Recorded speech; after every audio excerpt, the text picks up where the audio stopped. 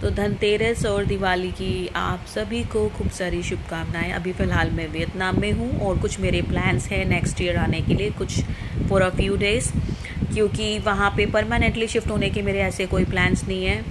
क्योंकि जिस कंट्री में इंटरफेयर मतलब कि आपको जॉब करनी है, आपको शादी करनी है, या आपको दोबारा रीमैरिज करनी है, या आपको डिवोर्स लेना है, या आप किसी के साथ रहना चाहते हैं, उसको जानना चाहते हैं, आपको जॉब कौन सी करनी चाहिए, कहाँ जाना चाहिए, कैसे कपड़े पहनना चाहिए, वहाँ की सोसाइटी, वहाँ के लोग अगर डिसाइड कर रहे हैं, तो ऐसी कंट्री में फ्रीडम कहाँ है। आज 2025 में भी आप खुद के डिसीजंस खुद नहीं ले सकते, तो ऐसी कंट्री में रहने का कोई फ़ायदा नहीं है।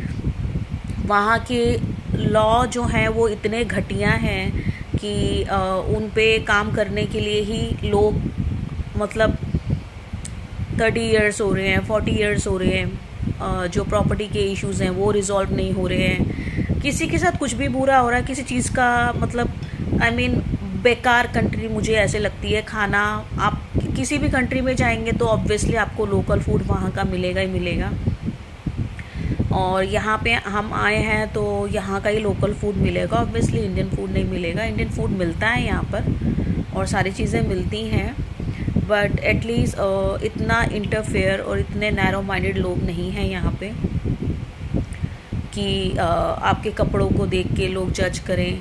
और दूसरी चीज़, सबसे बड़ी बात यह है कि जब आप बीमार हैं, आपको कोई बीमारी है, या आपकी मैरिज में पैसा लगना है, या आपके डिवोर्स में पैसा लगना है, या आपको कहीं जाना है, आपको बिज़नेस में इन्वेस्टमेंट चाहिए, तो क्या ये सोसाइटी और ये आपके नेबरहुड, आपके रिलेटिव्स, ये आपको फाइनेंशियली हेल्प नहीं करने वाले? तो ये है कौन जो आपकी पर्सनल लाइफ में इंटरफेयर करते हैं? और मुझे ऐसे लगता है कि 95% लोग वो मेंटली अनस्टेबल हैं। जितना भी मैं न्यूज़ देखती हूँ, कभी कभार बैठती हूँ जब भी मैं फ्री होती हूँ, तो मैं फ़ोन को यूज़ नहीं करती, बट मैं काफ़ी सारे जो ब्लॉग्स हैं वो उनको देखती हूँ, और न्यूज़ देखती हूँ मैं डेली। तो उसमें क्राइम से यही पता चल रहा है कि कितने नैरो माइंडेड और लोग तो हैं ही हैं, और दूसरा मेंटली अनस्टेबल लोग हैं। 95% मेंटली अनस्टेबल लोग हैं।